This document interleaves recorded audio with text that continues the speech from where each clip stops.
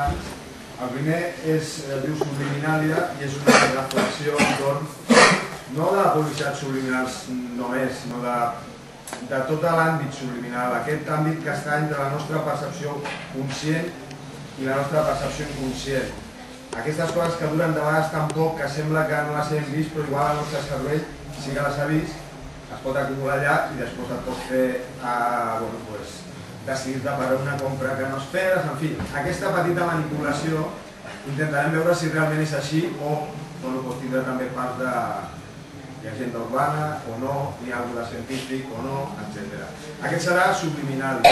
I després passarem, sense solució de continuïtat, a veure un documental de la ZDF, el segon canal de televisió alemany, que es diu Els zombis dels Sars Rojos, i va més o menys també del control teories de la conspiració, que li hem anomenat espectre, en homenatge a una entitat maligna que desgraciadament i de moment encara no ha pogut aconseguir el poder mundial per culpa de James Bond, però tot apunta que podrem aconseguir-ho. Si no és l'edició de Guanya la de l'any que ve, que ja l'anuncia.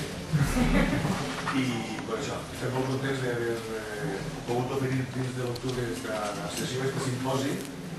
Vull agrair especialment als ponents que ja han participat fins ara la seva dedicació i la seva participació en l'event. El pare Ferrer Berinelli de Saragossa, que va parlar del contubern judeo-maçònic i comunista, veritable i autèntica pròleg, com a pròleg del que després han sigut tota la resta de teories de la conspiració.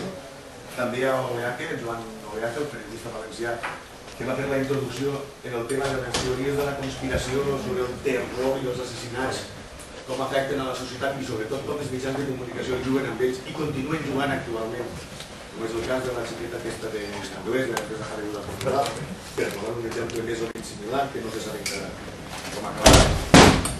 També a la situació genèrica, si hi ha amos en el món i totes les falsedats que s'entenen en les teories de la conspiració, en els trams de la parapsicologia, per exemple, i també especialment a la Gudrun Kremke, la seva aportació sobre els terrors que provoquen les enfermetats socials, les enfermetats misterioses del segle XXI. Ella va estudiar especialment la cosa, però també ahir ens parlar d'altres enfermetats com és el SARS, com és la grip aviar. Se'n va quedar allò que només han hagut 300 morts en tot el món, i les indústries farmacèutiques s'han format venint vacunines d'anys d'antelació a tots els governs, i ja la majoria de vosaltres heu estat en aquestes sessions. I ara és el moment d'iniciar les últimes 3 intervencions que tindrem en el simposi d'enguany. Insistir que en el d'enguany, perquè crec que tots pensem que l'any que ve pot donar molt de joc un tema com aquest. I vull començar presentant-vos al senyor Raúl Sensato, un saragossà de pro, que viu en Barcelona, on totes les notícies fan terror, com és això?